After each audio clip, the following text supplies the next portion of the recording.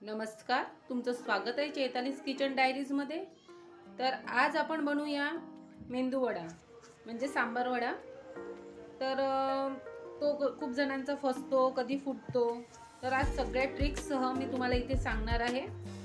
तर आजच्या व्हिडिओला आपण सुरुवात करूया।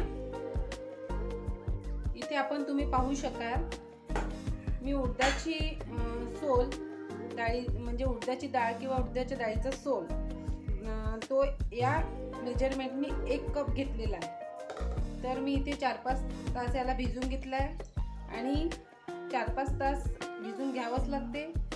चांगली डाळ मुरली गेली पाहिजे, तरच ती चांगली मिक्सरमधून काढल्यानंतर मिक्स होते। तर हे मिक्सरच्या बाउलला काढून घेते, ग्राइंड करून घेते।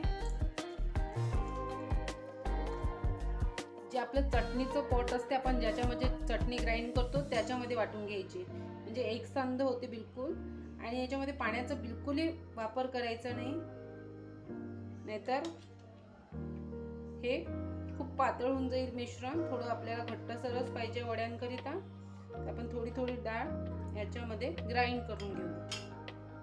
मी एक पसरट भांडं घेतलं आहे। आता आपण हे ग्राइंड केलेलं त्याच्यामध्ये डाळ काढून घेऊया आणि उरलेली डाळ पण मी पूर्ण ग्राइंड करून घेते। मग आपण पुढली प्रोसेस करूया। या ठिकाणी तुम्ही पाहू शकाल, मी पूर्ण डाळ ग्राइंड करून घेतलेली आहे। आता ही नाही का खूप छान फेटून घ्यायची। एक तर तुम्ही हाताने करा, चमच्याने करा, होत असेल तर नाही तर हाताने करू शकता, नाहीतर तुमच्याकडे बीटर असेल तर बीटरनी करा।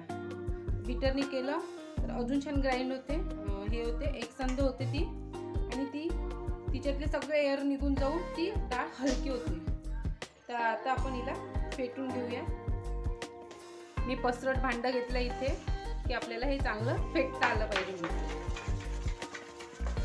खूप याला फास्टमध्ये असं फेटून घ्यावं लागतं, म्हणजे ती डाळ हलकी होते। आता आपण जेवढी केली आहे त्याच्यापेक्षा ती जास्त प्रमाणात हलकी झाली की जास्त पण दिसते। आता ही डाळ छान आपली फेटून झालेली आहे। तर याच्यामध्ये आपण बाकीचे इन्ग्रेडियंट्स टाकून घेऊया। मीठ, त्यानंतर मी आल्याचं किस करून घेतलं आहे। तुम्हाला पाहिजे असेल तर तुम्ही काप पण करून घेऊ शकता। त्यानंतर मी इथे मिरे त्यांचं पण कूट करून घेतलं आहे। हे दाताच्या खाली आले की खूप छान लागतो हा वडा। आणि कोशिंबीर, मिरचीचे काप करून घेतले आहेत। आता हे छान याच्यामध्ये मिक्स करून घेऊया। आपण सगळे हे साहित्य टाकल्यानंतर अजून 1-2 वेळा छान फेटून घेऊया। आणि पसरट भांडं घ्यायचं की त्याच्यामध्ये चांगलं फेटल्या जाऊ शकते। तुमच्याकडे बीटर असेल तर बीटरनी पण तुम्ही करू शकता।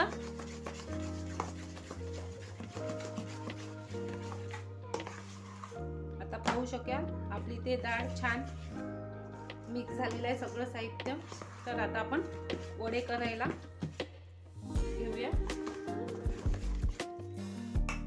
हे कढई ठेवून घेतली आहे, त्याच्यामध्ये तेल पण टाकून दिलेलं आहे आणि ते थोडंफार गरम होऊ द्यायचं। आणि आपली ही डाळ झाली की नाही आता आपण हे एकदा चेक करून घेऊया।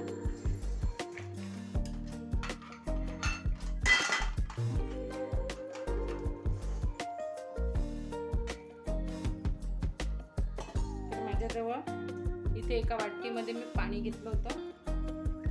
आता आपण ही फेटून घेतली। आपण याच्यामध्ये टाकून पाहिजे पाण्यामध्ये। पाही तरंगू लागल्यावर जेव्हा हे असं तरंगतं वरती पाण्याच्या वर येतं, तेव्हा आपलं मिश्रण हे पूर्णपणे वडे करण्यासाठी तयार झालेलं असतं।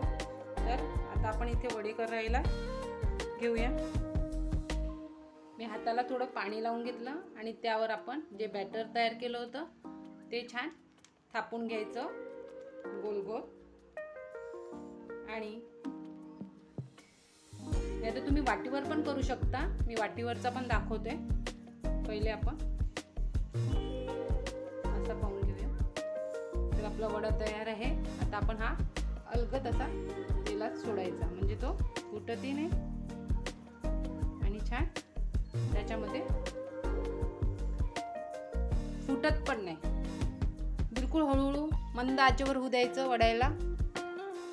तर आपण पहिले हा वडा पूर्णपणे तळून घेऊया.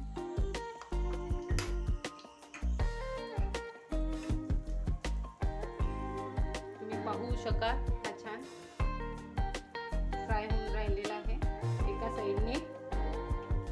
आता आपण याला दुसऱ्या साईडने पलटून घेऊया. छान सोनेरी रंग येत पण त्याला तळून घ्यायचं, म्हणजे आतून पण वडे शिजले जातात. नाहीतर ते कधी कधी मोठ्या फ्लेमवर आपण केले तर ते आतनं कच्चे राहतात. ठिकाणी तुम्ही पाहू शकाल की आपला वडा पूर्णपणे आता होत आलेला आहे आणि खूप जास्त लाल नाही करायचा. आता सर्वप्रथम मी वाटीला पाणी लावून घेतलं आहे आणि त्याच्यावर हे बॅटर टाकून घ्यायचं आपण.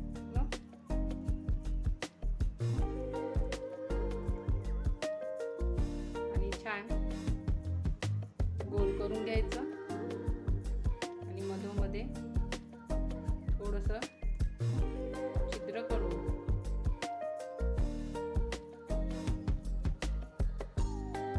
हा वडा अलगद असा याच्यामध्ये सोडायचा.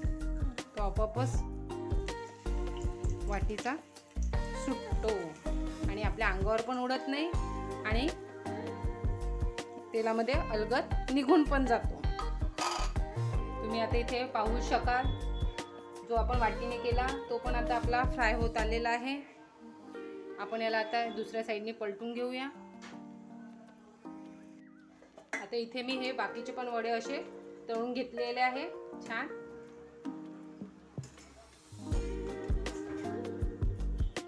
पाहू शकाल तुम्ही इथे आपले वडे छान झालेले आहे.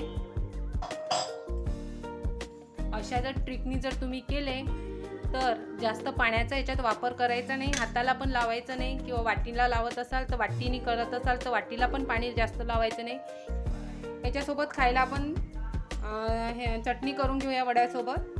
तर मी इथे चण्याची डाळ घेतलेली आहे एक वाटी छोट्या वाटीने आणि मिरचीचे काप टाकले, त्यामध्ये कढीपत्ता टाकला. आता आपण याच्यामध्ये थोडं दही टाकून हे ग्राइंड करून घेऊया.